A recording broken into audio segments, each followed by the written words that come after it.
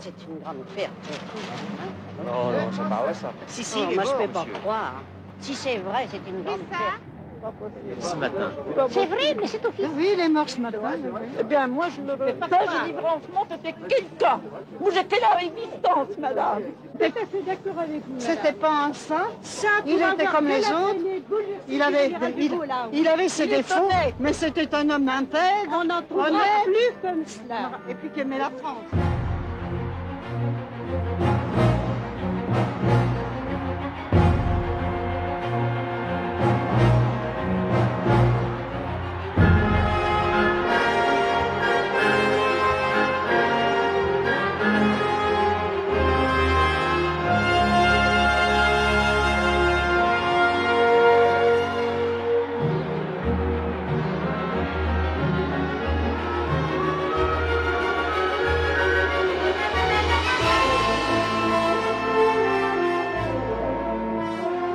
Avec ce siècle qui s'ouvre, nous sentons bien que Charles de Gaulle n'est pas seulement l'homme qui a dit non ou le libérateur, mais une figure majeure de l'histoire.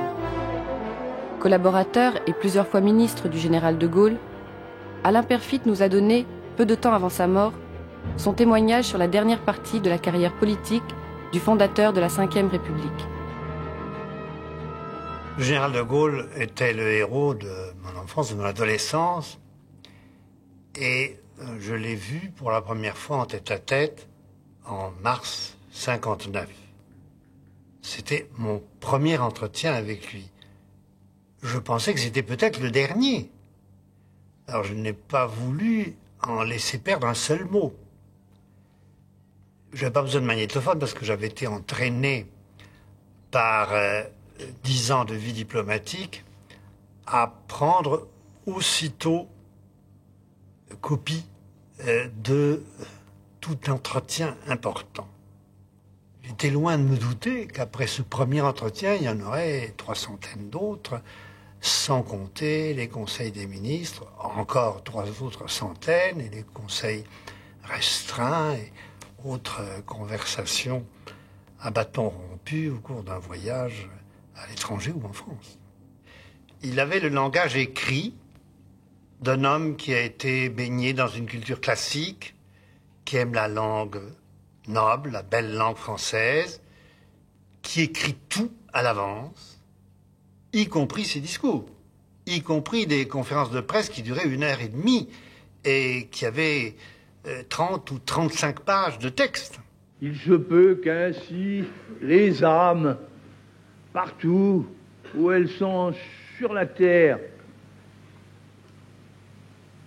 se retrouvent un peu moins tard au rendez-vous que la France a donné à l'univers voici 175 ans, celui de la liberté, de l'égalité et de la fraternité.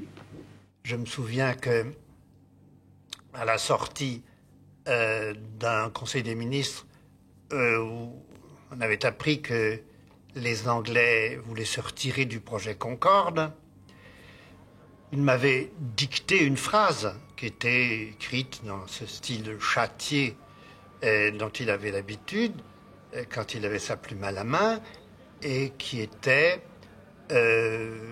nous ne sommes pas actuellement en mesure en France de construire les moteurs du Concorde.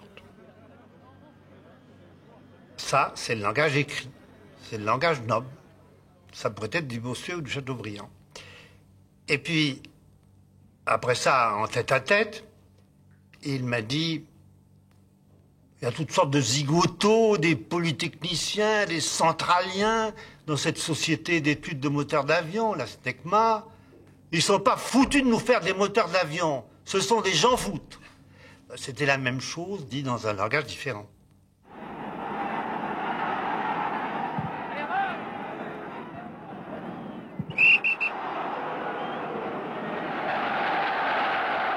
Il avait le sentiment que lui, étant le responsable suprême de ce pays, il devait donner l'exemple, il devait donner les impulsions, il devait donner les directions.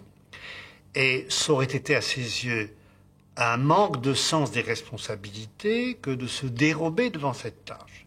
Alors il disait par exemple en matière de sport, si l'État s'en mêle, ça marche, si l'État ne s'en mêle pas, ça merdoie. Et c'est ainsi qu'en 1964, pour les Jeux Olympiques de Tokyo, après un effort considérable de l'État pour reprendre les choses en main, ça a beaucoup mieux marché, ça n'a pas merdoyé. Alors, ce qui était sa pensée profonde pour toute chose, même pour le sport, c'était aussi sa pensée profonde pour l'économie. Ça ne peut pas marcher tout seul. La politique des revenus, ça ne se produira pas tout seul. Il voulait que les pauvres diables, comme il disait, soient les premiers à bénéficier de la croissance. Eh bien, ça ne se ferait pas tout seul si l'État ne s'en mêlait pas. Ce qu'il voulait, c'était enlever aux Français le sentiment que le fonctionnement de la société, c'était l'enrichissement des riches et l'appauvrissement des pauvres. Et pour cela, seul l'État pouvait le faire en réalisant la participation. Participation des travailleurs au bénéfice de l'entreprise. Il fallait que les travailleurs, les employés comprennent qu'ils avaient avantage à ce que l'entreprise fonctionne bien et fasse des bénéfices pour qu'ils en bénéficient eux aussi. Pour qu'une société fonctionne, il ne faut pas qu'elle soit toute de droite ou toute de gauche. Il faut qu'elle marche sur ses deux jambes. Il faut que la société connaisse simultanément l'ordre et le mouvement. Il y a, pour ce qui est de la France, ce qui se passe dans une maison, la maîtresse de maison, la ménagère, elle veut avoir un aspirateur, elle veut avoir un frigidaire, elle veut avoir une machine à laver, et même, si c'est possible, qu'on ait une auto. Ça, c'est le mouvement. Et en même temps, elle ne veut pas que son mari s'en aille bambocher de toutes parts, que les garçons mettent les pieds sur la table, et que les filles ne rentrent pas la nuit. Ça, c'est l'ordre. Et la ménagère veut le progrès, mais elle ne veut pas la pagaille. Eh bien, c'est vrai aussi pour la France. Il faut le progrès, il ne faut pas la pagaille. On dit que le général de Gaulle ne changeait jamais d'avis. Eh bien si, il changeait du tout au tout sur certains sujets quand les circonstances changeaient elles-mêmes ou quand l'esprit du temps, comme il disait, changeait. Pour l'affaire de la pilule, il a fait un tour de 180 degrés. La première fois que je l'en ai entendu parler, c'était au moment de la campagne présidentielle. François Mitterrand l'attaquait là-dessus, en reprochant au général de Gaulle que le gouvernement ait repoussé une proposition de loi en faveur de la pilule et de la contraception. Et un jour, je dis au général, pendant la campagne, vous savez, mon général, il y a un argument qui fait des ravages dans l'électorat féminin, c'est que vous êtes contre la pilule. Est-ce que vous ne pourriez pas dire quelque chose dans le genre « Je ne verrai pas d'inconvénient à ce que le Parlement se saisisse d'une proposition de loi. Ça ne vous engagerait pas à grand-chose et ça permettrait d'écarter cet argument ravageur. » Et il m'a envoyé promener, durement. Et il m'a répondu, voici exactement son texte. « La pilule, jamais. Mon gouvernement ne laissera passer un tel texte. On ne peut pas réduire la femme à une machine à faire l'amour. Ce serait aller contre ce que la femme a de plus précieux, la fécondité. Elle est faite pour enfanter. Si on tolère la pilule, on ne tiendra plus rien. Le sexe va tout envahir. La femme a reçu le pouvoir de donner la vie. Elle doit rendre ce qu'elle a reçu. La démocratie française s'effondrerait si on instituait la pilule. Nous n'allons pas sacrifier la France à la bagatelle. » Des estrogènes, c'est-à-dire des hormones, tels sont les produits encore assez mal connus qui entrent dans la composition de ces pilules contraceptives. La pilule, moi je suis plutôt pour. Je trouve que surtout dans certains cas où il y a déjà trop d'enfants, 5 ou 6 enfants, c'est quelque chose de nécessaire. Je suis tout à fait pour parce que je pense que refuser la pilule anticonceptionnelle, c'est une véritable hypocrisie sociale. Leur prise est rigoureusement calculée dans le temps. il ne faut laisser passer aucun jour dans la période de leur utilisation. Et voilà que 2 ans après, il a accepté bel et bien ce qu'il avait d'abord refusé farouchement. Il a quand même fait une réserve. D'abord, c'est qu'il y ait une politique nataliste, c'est qu'on prenne des mesures incitatives, et il trouvait par la suite que ces mesures n'étaient pas suffisantes, de manière à éviter un effondrement de la démographie française. Et d'autre part, il a protégé la sécurité sociale. Et il a dit, les Français veulent avoir des mœurs de plus en plus légères, eh bien, libre à eux. Mais au moins, qu'on n'aille pas leur rembourser la bagatelle. Ces années de transformation de la société correspondent à la fin du premier septennat du général de Gaulle. Chaque Français et chaque Française se posait alors la question. Le général allait-il briguer un 2e mandat à la tête de l'État ? De temps en temps, on me dit ou on me fait dire « Ben oui, vous êtes là, c'est fort gentil à mon égard, et par conséquent, bien, mais après vous, ce sera la pagaille. » Alors, quelques-uns suggèrent que l'on institue la pagaille tout de suite, de manière à assurer la succession. Eh bien, je demande à réfléchir. Je vous remercie. Cette décision, il l'a annoncée à demi-mot dès juin 1964, lors d'un voyage dans l'Oise. Il a été abordé par un petit vieux, je le vois encore, avec un béret basque sur la tête. Il a dit « Rempilez, mon général, rempilez !» Et il a répondu « Je vais essayer, je vous promets !» Et il me laissait entendre que c'était un devoir pour lui, tant qu'il s'en sentait la force, de rôder les institutions et de rôder cette institution centrale, cette institution essentielle, dont on ignorait tout à l'avance, qu'était l'élection du président au suffrage universel. Ça n'avait jamais eu lieu, puisque quand il a été élu la première fois en décembre 1958, c'était par un scrutin de notables. Cette fois-ci, c'était le suffrage universel. On ne savait pas ce que ça allait donner. Aujourd'hui, je crois devoir me tenir prêt à poursuivre ma tâche, mesurant en connaissance de cause de quel effort il s'agit, mais convaincu qu'actuellement, c'est le mieux pour servir la France. On ne s'imaginait pas d'avance qu'il y aurait autant de concurrents. On ne savait pas ce qui allait se passer. Et sur les 5, il y en avait 4 qui étaient politiques, qui étaient des adversaires politiques. Dans cette élection, mon problème, c'est l'électorat gaulliste. Ah, cet électorat gaulliste, c'est bien le drame de la France. Ce sont des gens que rien ne sépare de nous, puisque si De Gaulle n'était pas là, il voterait pour moi. Pour qui voulez-vous d'ailleurs qu'il vote?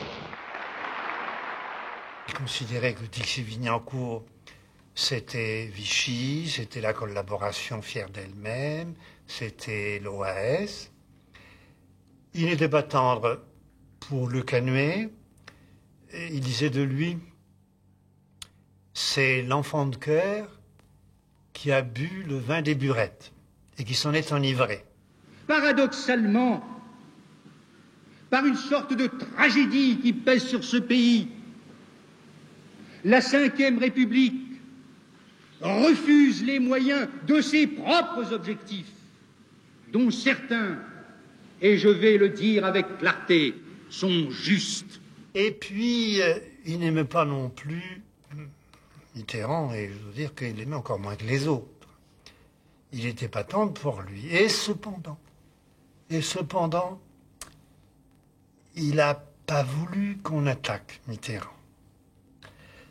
Un jour, peut-être à 15 jours du premier tour, Roger Frey, qui était inquiet de voir que les sondages baissaient et que ceux de Mitterrand montaient, a demandé à le voir en même temps que moi à la sortie du Conseil des ministres. Il lui a dit « Mon général, il y a un danger, vous risquez d'être mis en ballottage par Mitterrand, qui a de plus en plus de voix, mais vous ne l'attaquez pas. » Alors je suis venu en renfort, je dis « Une campagne électorale, c'est comme un match de boxe.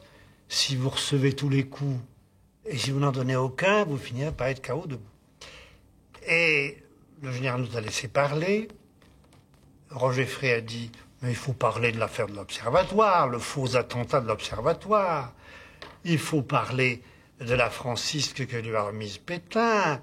Il faut parler de tout ça. » Et le général l'a coupé sèchement.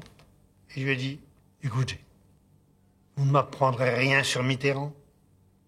Mitterrand, c'est Vichy qui revient. Vichy avec une parure de gauche. Mais je sais très bien qui est Mitterrand. Mitterrand est une arsouille. Vous ne m'apprenez rien. Mais je vous demande de ne pas l'attaquer. Je ne ferai pas la politique des boules puantes. » Et il a ajouté cette phrase qui était digne d'un romain de la haute époque. « Il ne faut pas porter atteinte à la fonction pour le cas où il viendrait à l'occuper. » Si donc De Gaulle se présente, je le sais bien, les résultats du 5 décembre deviennent plus difficiles à atteindre pour les candidats qui se présentent contre lui. Vous direz donc mauvaise nouvelle pour vous. Bonne nouvelle, mesdames et messieurs. Cela prouve que le régime est frappé à mort. Et moi, je peux attendre. Attendre. Attendre.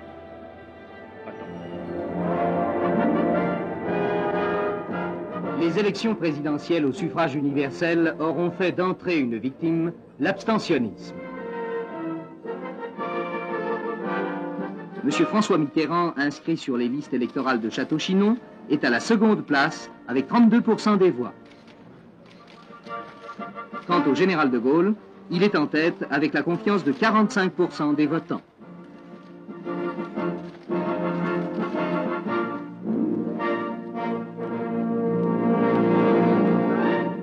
Et il a été vraiment très surpris et même très déprimé de voir qu'il était mis en ballottage.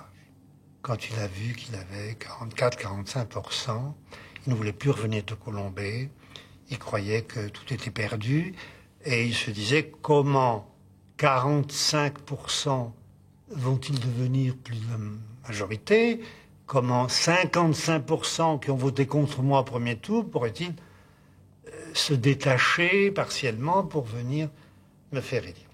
Et donc, il a pensé que c'était perdu. Simplement, comme toujours, il commençait par être déprimé et puis surmonter sa déprime. Et il a repris courage, il a repris confiance.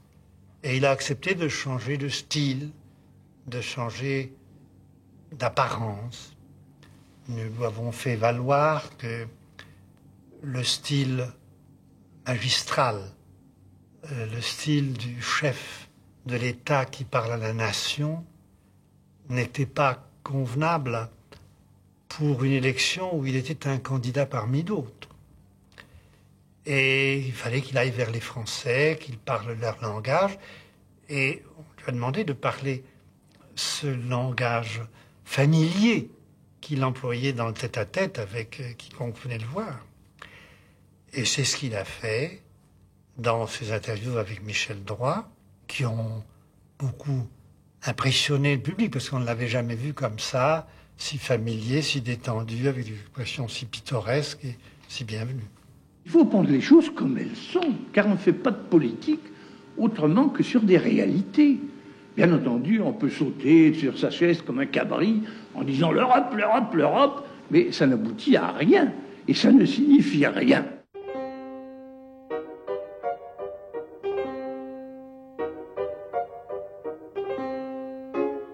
Charles de Gaulle, 12 868 661, soit 55%. Ainsi, le général de Gaulle est réélu pour 7 ans président de la République. La majorité du corps électoral a répondu à l'appel que lançait le 4 novembre dernier le chef de l'État en révélant sa décision de se représenter. J'ai posé exactement cette question au général au lendemain de son élection. Pourquoi ne dissoudriez-vous pas maintenant pour pouvoir repartir du pied gauche, avoir une assemblée nouvelle qui soit le reflet de l'élection à laquelle on vient de procéder? Et il m'a répondu, et pourquoi le ferais-je? Personne ne comprendrait. Pourquoi renvoyer dans ces foyers une assemblée dont la majorité a fidèlement soutenu mon gouvernement? La dissolution est une chose très importante, mais dont il ne faut pas abuser. Elle est destinée à résoudre un conflit entre le gouvernement et l'Assemblée, ou à résoudre une crise. Où est le conflit? Où est la crise? Donc, pas de question.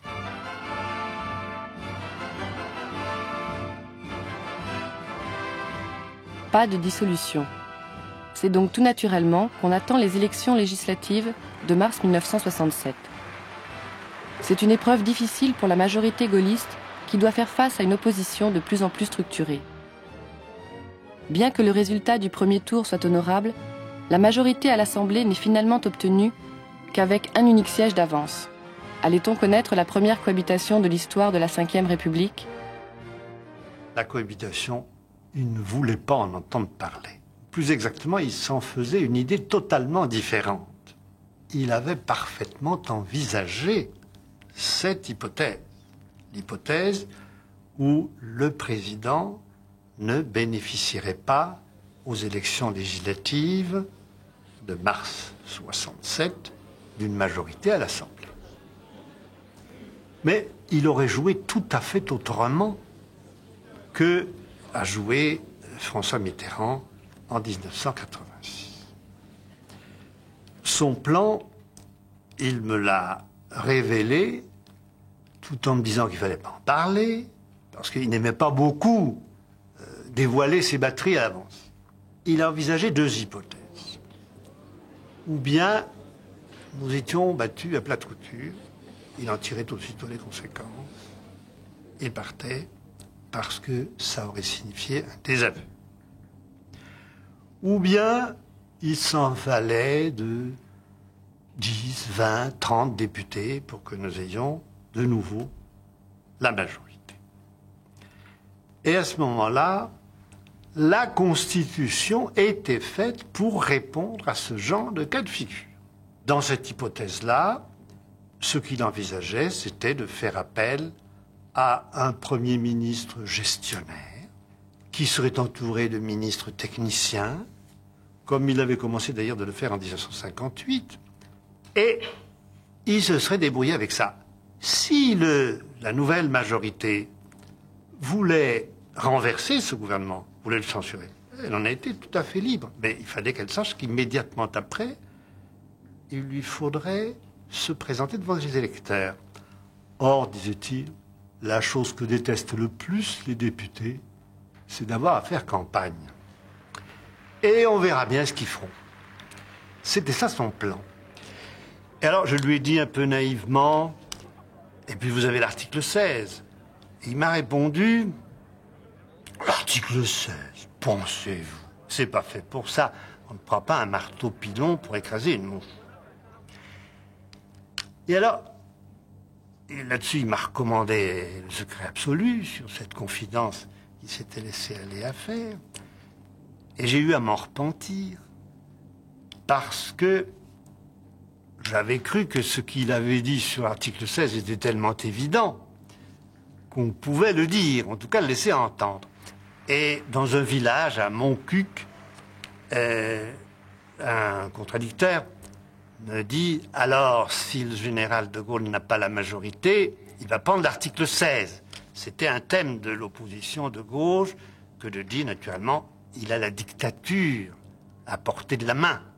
C'est un dictateur, puisqu'il va y avoir recours s'il n'a pas la majorité. Alors, je balayais cette hypothèse. Le général m'a convoqué, il m'a dit « Jamais vous n'auriez dû dire ça ». Il m'a engueulé, il n'y a pas d'autre mot. Jamais vous n'auriez dû dire ça. Il faut laisser l'adversaire dans une incertitude terrifiante. Et il a insisté lourdement, il m'a dit, il ne faut jamais dévoiler ces batteries. Il faut les laisser dans une cruelle incertitude.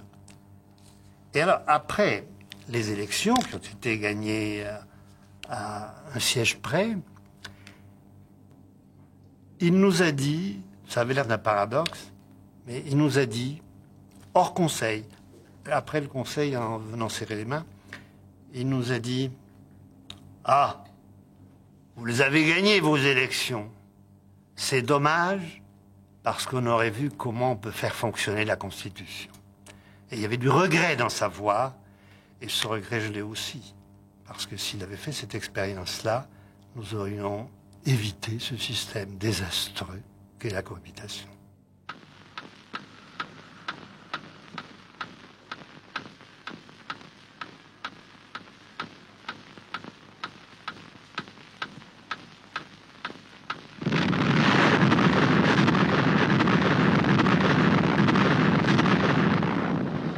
Certes, on pourra déplorer la pauvreté des images qui nous ont été fournies sur l'explosion dont on ne verra qu'un panache de fumée.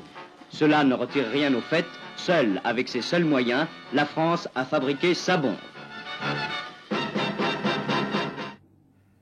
La 4e République a réussi à faire la bombe atomique, le premier engin, mais la bombe thermonucléaire, c'est-à-dire le passage de la fission à la fusion, c'est uniquement l'affaire de De Gaulle.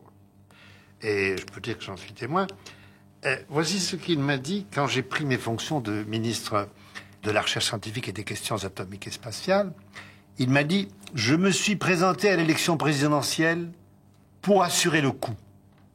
Et je ne resterai pas jusqu'au bout. Je me retirerai.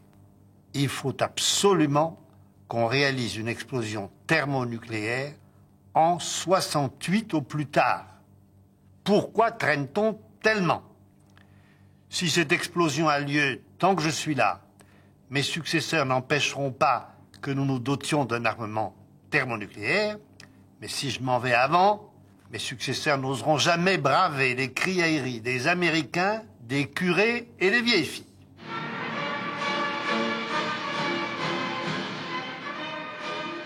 Contre l'avis du général de Gaulle, Georges Pompidou et les militaires se seraient volontiers contentés de l'armement atomique de la première génération. Mais pour que la force de dissuasion tous azimuts soit opérationnelle, il fallait franchir le saut qualitatif du thermonucléaire, objectif partiellement atteint avec le lancement du redoutable, premier sous-marin nucléaire lanceur d'engins.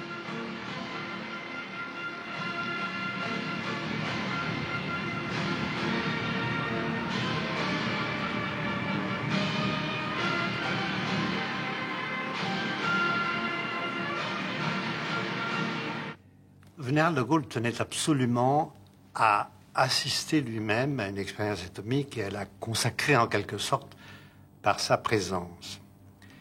Alors, en août et septembre 1966, il faisait un tour du monde, Djibouti, Addis Abeba, Phnom Penh, Nouvelle-Calédonie, Polynésie, Guadeloupe, et il avait absolument tenu à voir une expérience pendant son passage en Polynésie, et à ses yeux, c'était le clou de son tour du monde. Ça s'est passé sur le terrain de la manière suivante. On nous réveille à 5 heures du matin pour l'explosion qui devait avoir lieu à 6 heures pile. À 5h30, nous sommes sur le pont du commandement du croiseur de Grasse, le général de Gaulle, Pierre Messmer et moi, et nous avons revêtu nos combinaisons anti-atomiques. 1 minute avant 6 heures, on nous fait nous retourner parce que la lumière était si forte pour cette explosion. Il paraît que ça correspondait à 10 000 soleils.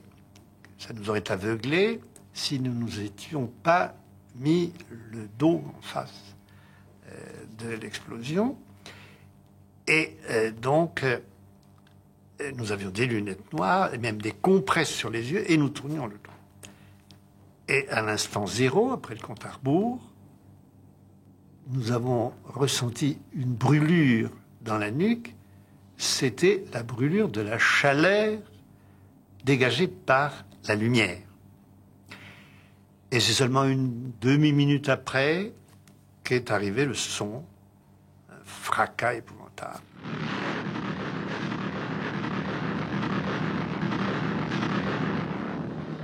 Et l'amiral qui commandait les opérations est venu nous dire « tir parfaitement réussi, puissance égale à 10 fois Hiroshima ». Le général a réagi avec une joie d'enfant. Lui qui était d'ordinaire tellement maître de ses émotions, lui qui ne faisait rien paraître sur un visage impassible de ce qu'il ressentait de douloureux ou de joyeux, il s'est écrié « C'est magnifique. La bombe résume tout ce que nous avons essayé de faire. Le défi est relevé. Eisenhower m'avait dit « Vous n'y arriverez pas. » Mitterrand et Le Canuet raillaient la bombinette.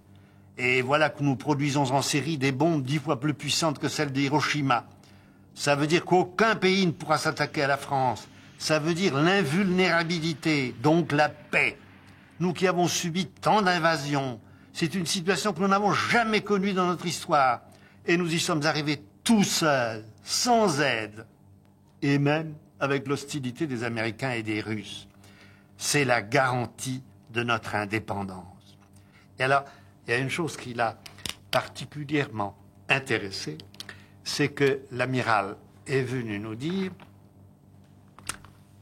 il y a un avion américain qui traverse le nuage radioactif et qui vient donc faire des prélèvements.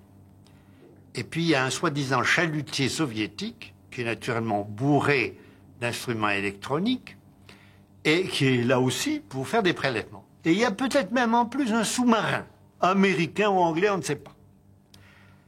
Alors ça, la jubilation du général a atteint son comble et il nous a dit « Les deux superpuissances nous espionnent, mais elles ne peuvent pas nous empêcher de le faire. »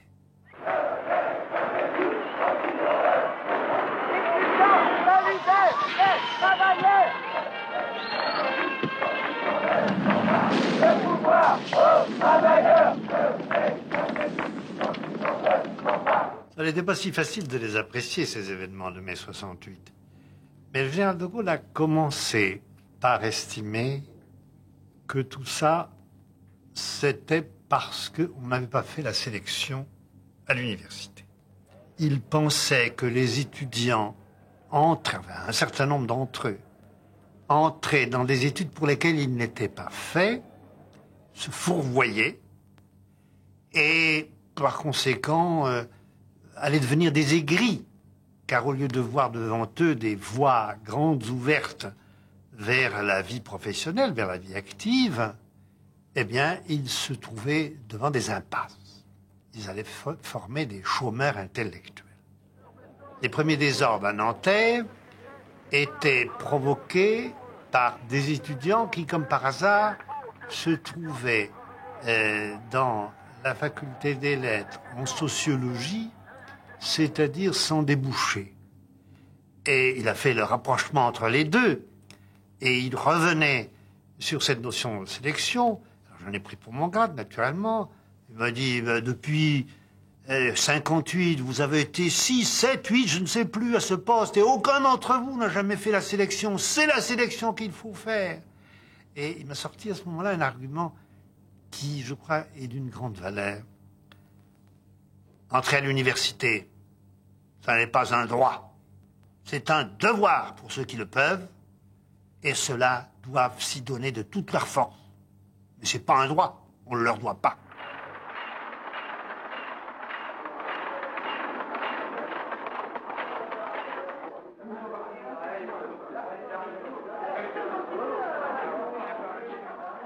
Et plus tard, quand il a vu que le mouvement venait toujours des mêmes qui le relançaient, c'est-à-dire les petits groupes d'enragés, de trotskistes, de maoïstes. Et j'ai dit, ce sont des farfelus. Farfelus, c'était pas seulement ça. Je crois que ils n'étaient pas farfelus du tout, ils étaient révolutionnaires. Ils voulaient faire la révolution.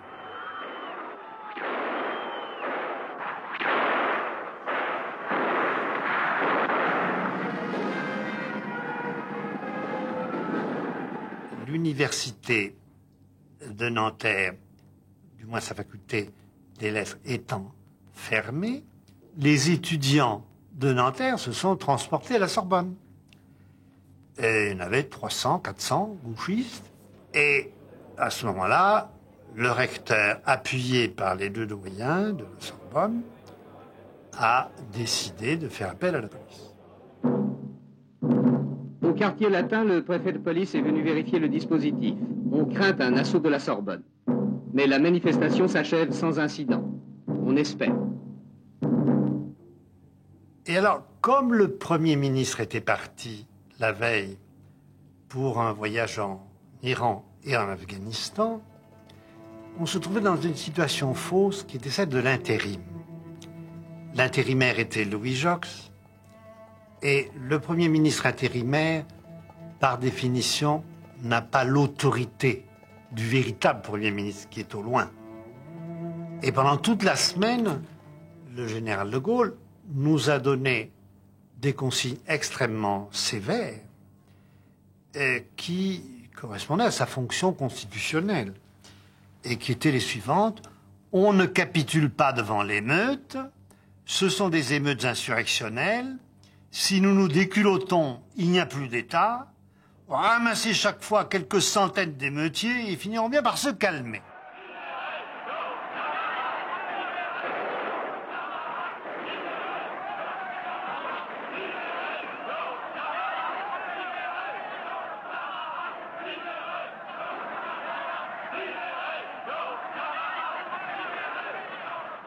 Le général de Gaulle a accepté le plan équilibré que je lui ai proposé en tant que ministre de l'Éducation nationale, c'est-à-dire d'une part accepter les 3 revendications des leaders étudiants, la libération de leurs 4 camarades qui étaient incarcérés, la réouverture de la Sorbonne et l'évacuation de la police du quartier latin.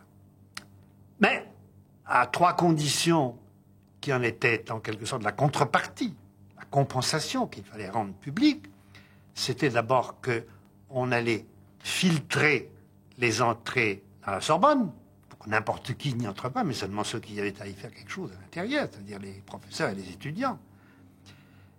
D'autre part, interdire toute nouvelle manifestation, et ensuite avertir d'avance qu'on allait être extrêmement sévère en cas de nouvelles émeutes.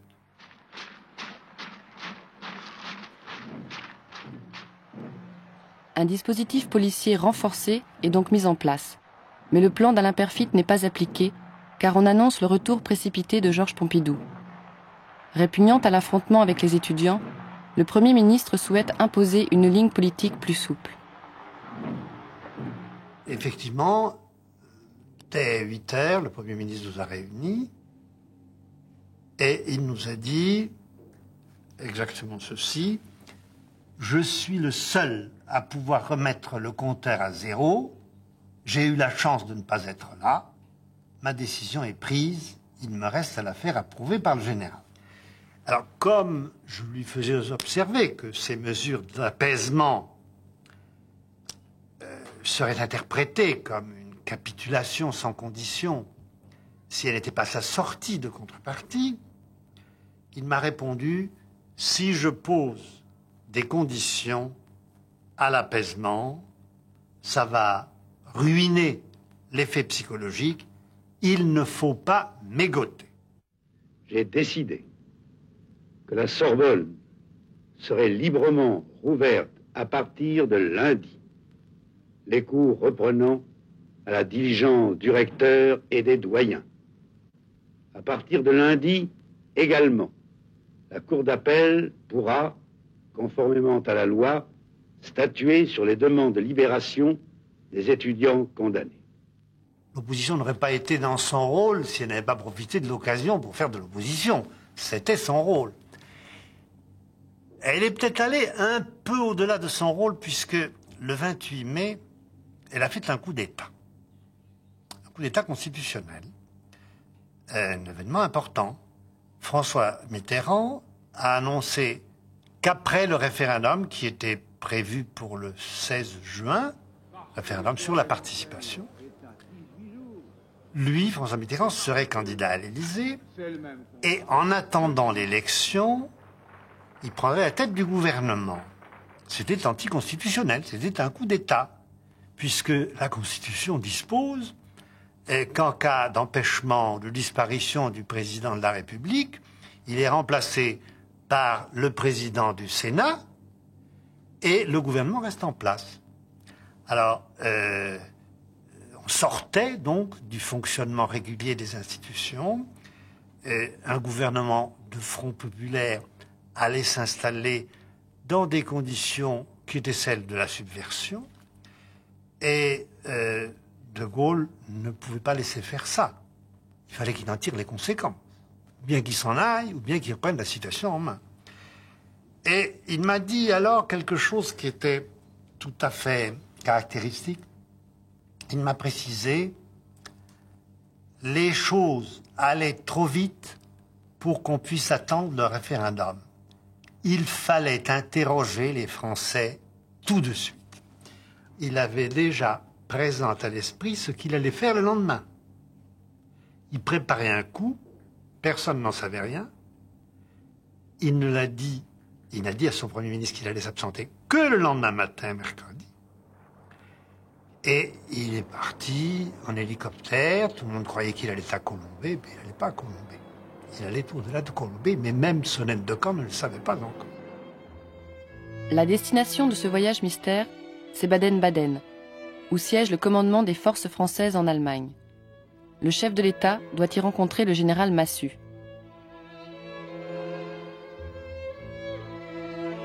Il était allé à Baden, m'a-t-il dit, pour éviter de me laisser faire aux pattes, c'est-à-dire de se laisser prendre en otage par les émeutiers.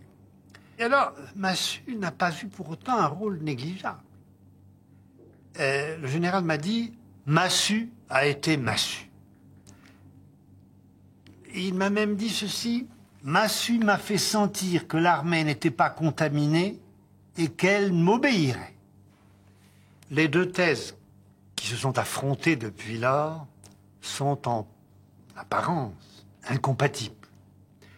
Ou bien la thèse du général Massu, selon lequel De Gaulle était décidé à partir, à quitter le pouvoir, et c'est lui, Massu, qui l'a ressaisi et qui l'a remis debout. Et puis la thèse de son gendre, le général de Boissieu, selon laquelle le général de Gaulle voulait plonger les Français dans l'anxiété de manière à leur faire comprendre ce qu'ils perdraient s'ils s'en allaient. Alors, dans le premier cas, ce serait une fuite peu glorieuse, et dans le second cas, ce serait un coup de génie. Et avec quelqu'un d'ordinaire, on conclurait qu'il faut choisir. C'est une des deux solutions. Ou l'autre, mais pas les deux à la fois. Mais pour quelqu'un d'aussi complexe que De Gaulle, je crois que ces deux hypothèses ne sont pas incompatibles. En tout cas, ce qu'il voulait faire, c'était adresser un message aux Français auquel les Français puissent répondre immédiatement après avoir été saisis par son absence. Dans les circonstances présentes, je ne me retirerai pas. J'ai un mandat du peuple, je le remplirai.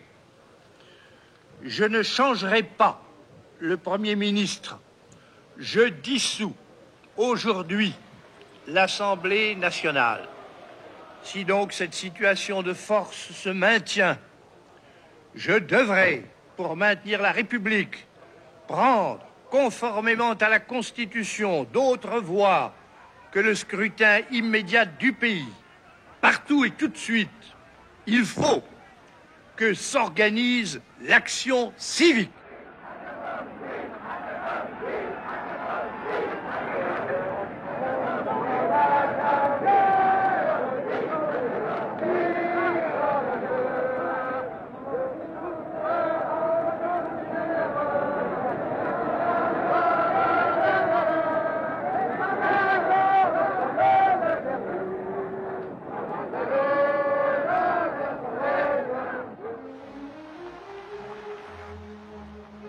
Après ces manifestations d'enthousiasme et le retour au calme, les élections législatives des 23 et 30 juin donnent une majorité écrasante aux gaullistes.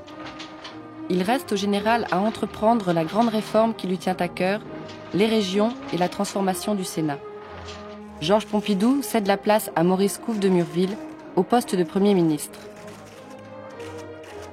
Mercredi 10 juillet, 11h40, M. Georges Pompidou, après être resté 6 ans à la tête du gouvernement, quitte l'Élysée, simple député.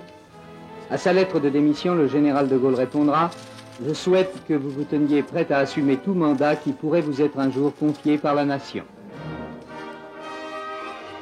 Les relations entre de Gaulle et Pompidou se sont détériorées bien avant mai 68, bien avant. Mais ils faisaient très grande attention, l'un et l'autre, à ce que personne ne puisse s'en rendre compte. Dans les premières années, son obsession, c'était de ne pas gêner l'action du général. Et puis, les responsabilités s'accroissant pour lui, le renversement s'est effectué, c'est-à-dire qu'il a commencé à se demander si le général ne gênait pas l'action du gouvernement. Et on l'a entendu, jamais en public, naturellement, ni même en petit comité, mais en privé, en tête-à-tête.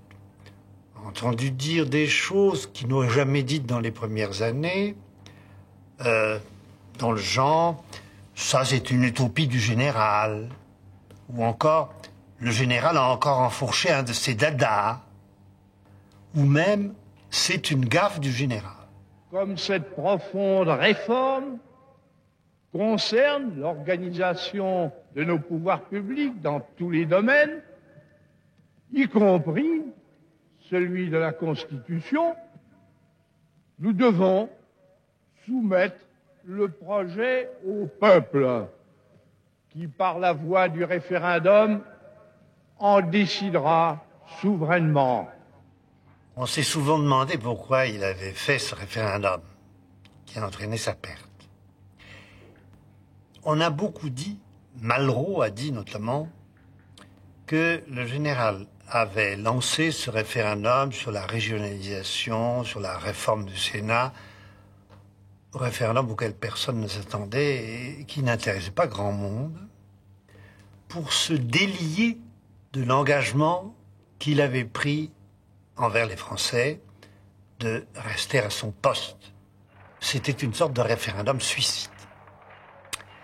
Je ne crois pas du tout, mais pas du tout, à cette thèse.